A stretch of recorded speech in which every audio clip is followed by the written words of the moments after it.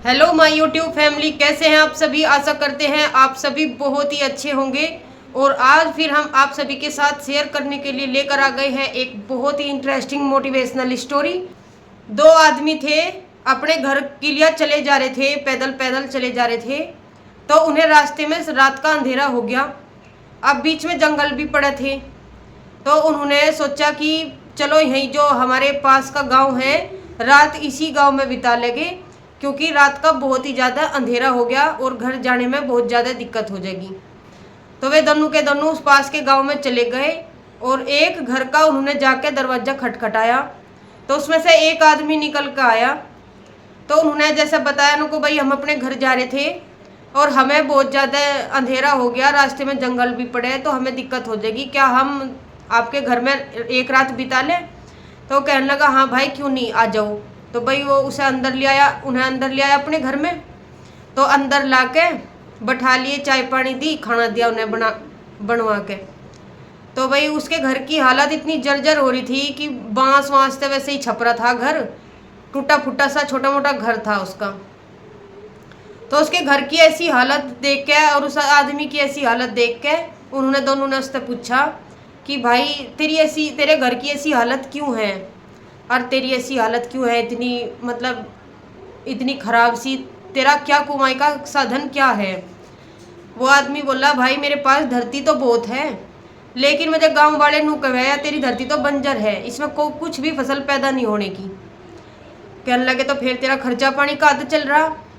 वो आदमी बोला नुको भाई मेरे दोरा या भैंस है, इसका दूध बेच के और मैं अपना घर का गुजारा कर रहा। कहने लगे ठीक है। तो भाई रात को सो गए। तो रात को सोने के बाद उनकी दोनों की प्लान हुई, जो वे दो आदमी चले जा रहे थे जो उस आदमी के घर में रुके थे, उन दोनों आदमियों की प्लान हुई चलो भाई इसकी भैंस खोल लो। भाई उन्होंने उसकी भैंस खोल ली और चले गए वे आधी रात को ही उठ के लेकर भैंस। तो भाई जा लिए। एक आदमी उनमें तेनू बोला, कहने लगा भाई हमने बहुत गलत करा, उसका तो ये कमाई का साधन था और हमने उसका ये कमाई का साधन ही खोस लिया, हमने तो उसके हाथ पे तो रोटी उतार ली, हमने तो बहुत गलत करा।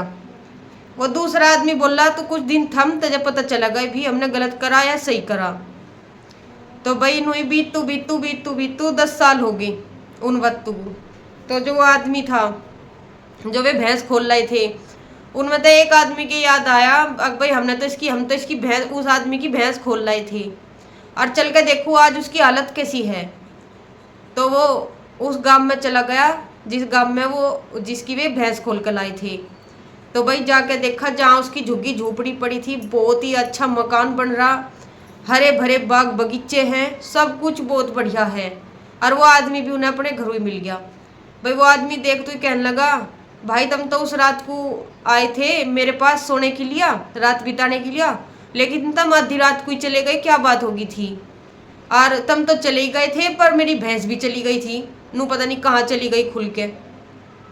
तो भाई वो आदमी कहने लगा नुको भाई जब हम आए थे जब तो तेरा झुग्गी झोपड़ी थी और 10 साल बाद तेरे इतना बढ़िया मकान बन रहा, इतना बढ़िया तेरा धन दौलत आ रही घर में, और इतने बढ़िया तेरे हरे भरे बाग बगीचे खड़े, इसका कारण क्या है।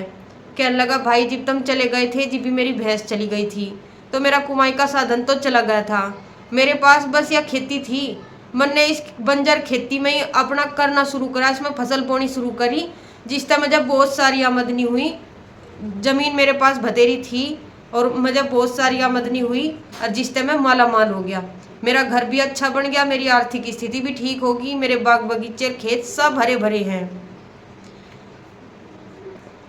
तो इस कहानी से यूँ ही सीखने को मिले कि हीरे को जितना घिसोगे वो उतना ही चमकेगा। हमारे भीतर कोई ना कोई टैलेंट जरूर छिपा हुआ है, बस जरूरत है तो समय पे उस टैलेंट को पिछाड़ने की। अगर आपको हमारी ये वीडियो पसंद आई है तो प्लीज़ हमारे चैनल को लाइक शेयर एंड सब्सक्राइब जरूर करें, और आपको ये हमारी वीडियो कैसी लगी हमें कमेंट बॉक्स में ज़रूर शेयर कीजिए। ऐसे ही हम आपको तरह तरह की स्टोरी आप सभी के साथ शेयर करते रहेंगे। हमारी वीडियो देखने के लिए आप सभी का दिल से धन्यवाद।